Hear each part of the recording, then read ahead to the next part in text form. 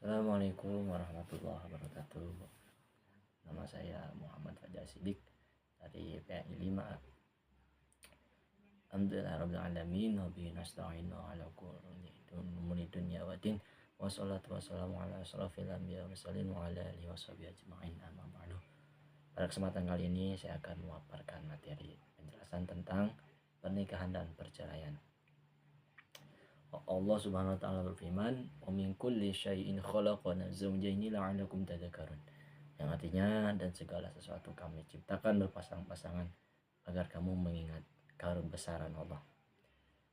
Allah menciptakan seorang laki-laki berpasangan dengan perempuan. Allah menciptakan langit, ada bumi. Allah menciptakan malam, begitupun Allah menciptakan juga siang sebagai pasangannya.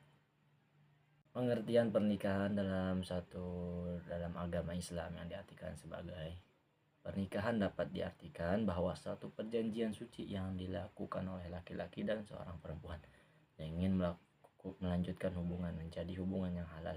Mereka akan mengikat janji untuk menyatakan bahwa sudah siap untuk membangun rumah tangga.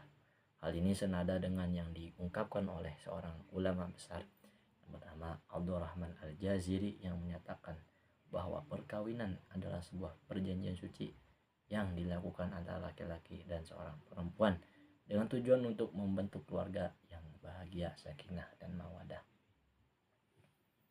Adapun tujuan-tujuan pernikahannya lah ya. Ada banyak tujuan-tujuan pernikahan, namun di sini saya akan memaparkan sedikit. Yang pertama ialah melaksanakan perintah Allah.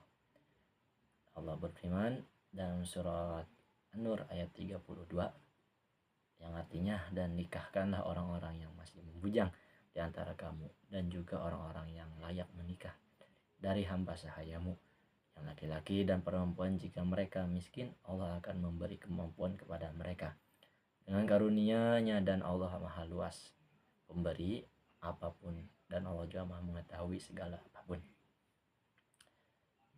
Itu tujuan pertama. Dan tujuan yang kedua ialah sunnah Rasulullah SAW. Dalam sebuah hadis yang diungkapkan Rasulullah, "Wahai Rasulullah, apakah salah seorang dari kita melampiaskan syahwatnya terhadap istrinya akan mendapat pahala?" Seorang sahabat bertanya sama Nabi. Nabi pun menjawab, "Bagaimana menurut kalian jika ia seorang suami bersetubuh dengan selain istrinya, bukanlah ia berdosa?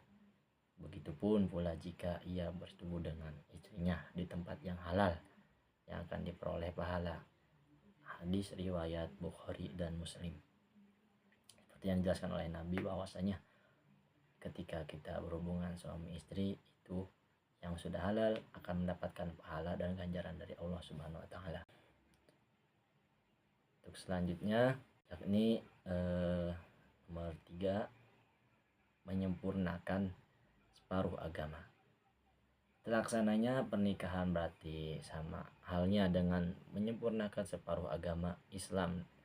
Dengan kata lain, menikah bisa menambah pahala seorang hamba dalam hal-hal yang menyempurnakan agama. Bisa diartikan sebagai menjaga kemaluan dan perutnya, seperti yang diungkapkan oleh para ulama bahwa pada umumnya rusaknya suatu agama seseorang sering berasal dari kemaluan dan perutnya.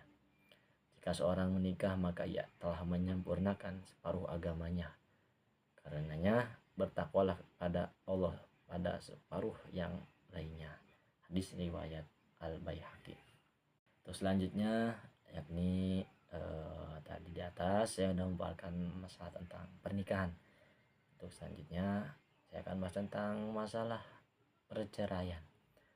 Dalam Allah berfirman dalam Al-Quran surat Al-Baqarah ayat 230 yang artinya, kemudian jika si suami mentalak sesudah talak yang kedua, maka perempuan itu tidak lagi halal baginya hingga dia kawin dengan suami yang lain.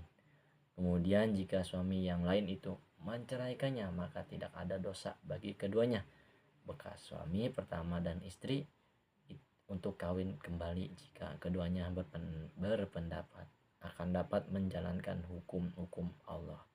Itulah hukum-hukum Allah diterangkannya kepada kaum yang mau mengetahui. Surat Al-Baqarah ayat 230. Dan perceraian memang tidak dilarang dalam agama Islam, namun Allah sangat membenci sesuatu yang diputuskan atau perceraian.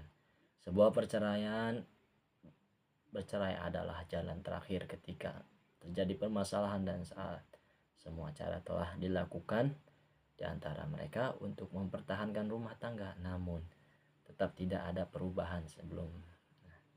Maka dari itu sebelum kita bercerai, kita harus mengetahui dulu apa yang harus kita ketahui, yakni perceraian itu kita mengenal istilah talak.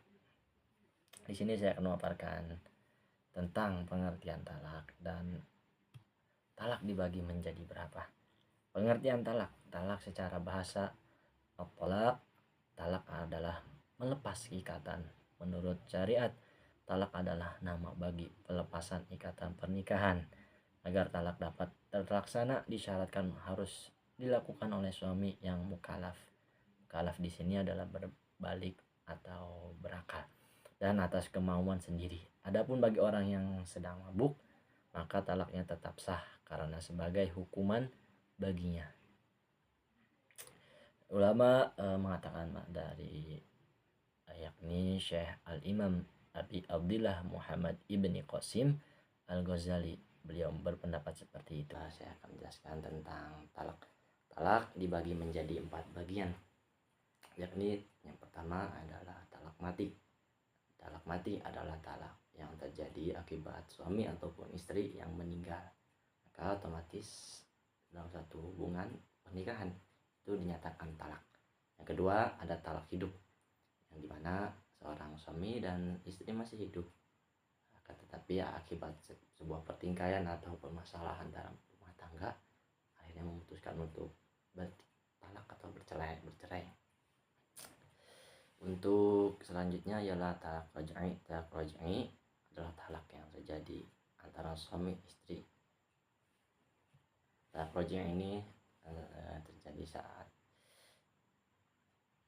suami istri tapi keduanya masih boleh rujuk atau kembali lagi. Ketentuan yang harus diperhatikan bagi orang yang melakukan talak raj'i adalah sebagai berikut.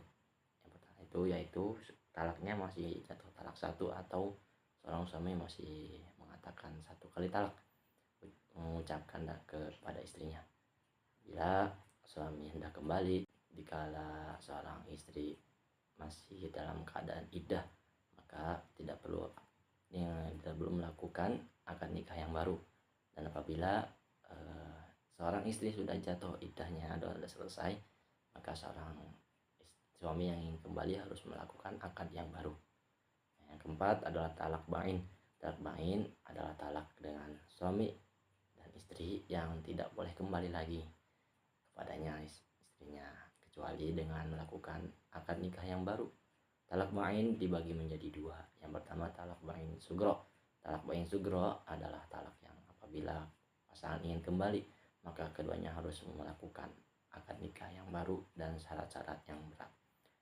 Dan yang kedua adalah talak bain kubro. Talak bain kubro adalah talak yang apabila suami hendak kembali kepada istrinya, maka ia harus melakukan akad nikah yang baru tetapi dengan syarat yang berbeda, disebut berat, syarat berat, dan dengan catatan istrinya sudah menikah lagi. Mungkin itu pembahasan dari tentang perceraian. Di atas tadi sudah dibahas tentang pernikahan. Sini saya memaparkan sedikit tentang perceraian seperti apa. Mungkin hanya segitu saja dari saya. Kurang lebihnya mohon maaf.